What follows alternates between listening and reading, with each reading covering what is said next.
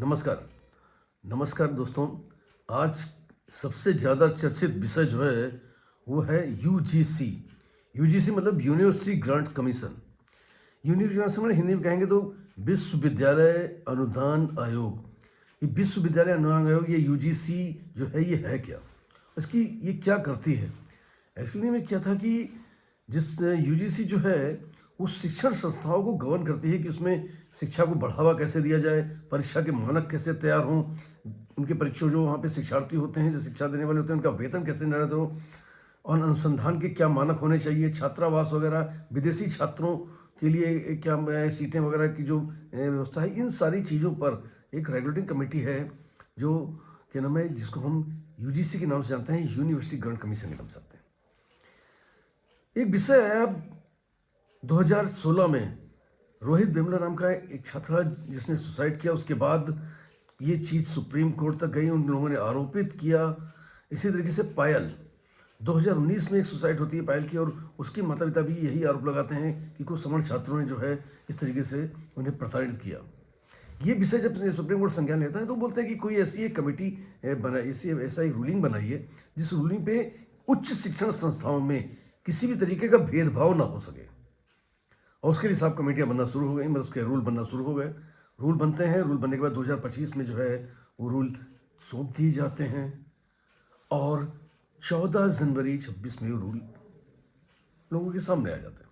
जैसे लोगों के सामने आ जाते हैं तो समस्या बस यहाँ से घटित होती है, क्योंकि इस रूल में SC ST और OBC को भी इसमें काउंट किया गया, लेकिन जनरल इससे अलग किया गया। जबकि ये जो थी भेदभाव के लिए थी, तो भेदभाव SC के साथ भी हो सकता है, ST के साथ भी होता है, OBC के साथ भी हो सकता है, और जनरल के साथ भी हो सकता है।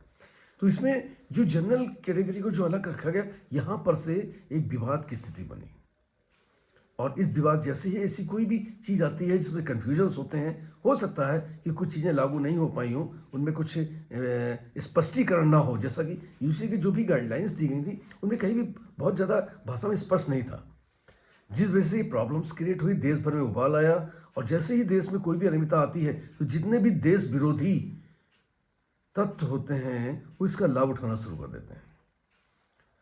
जबकि क्या नाम है, जो भी चीज़ें हैं उनको चाहे किसी भी वर्ग का व्यक्ति हो उसे बहुत धैर्यता के साथ समझना चाहिए, क्योंकि ये आपकी देश की एकता और अखंडता से जुड़ा हुआ प्रश्न भी हो सकता है।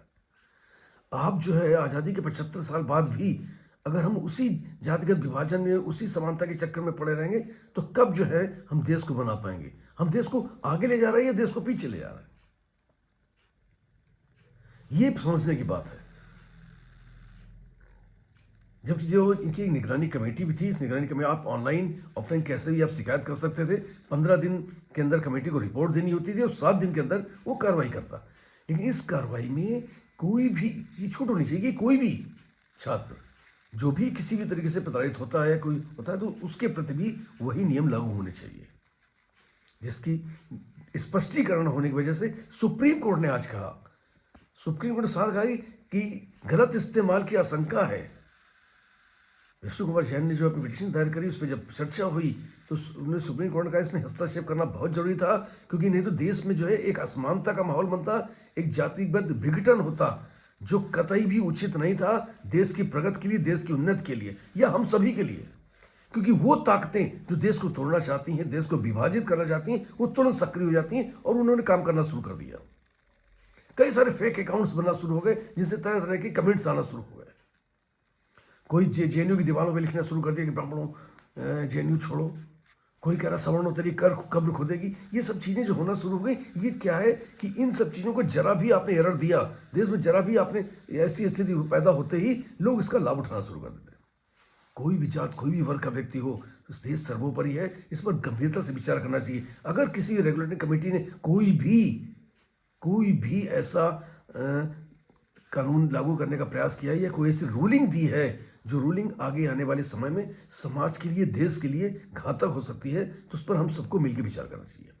ना ही किसी को खुशी और ना ही किसी को आक्रोश। लेकिन होता क्या है कि ये भड़काने का काम, देश को तोड़ने के काम करने वाली जितनी भी सक्रिय ताकतें हैं वो सब इन सब चीज़ों के लिए सक्रिय हो जाती है।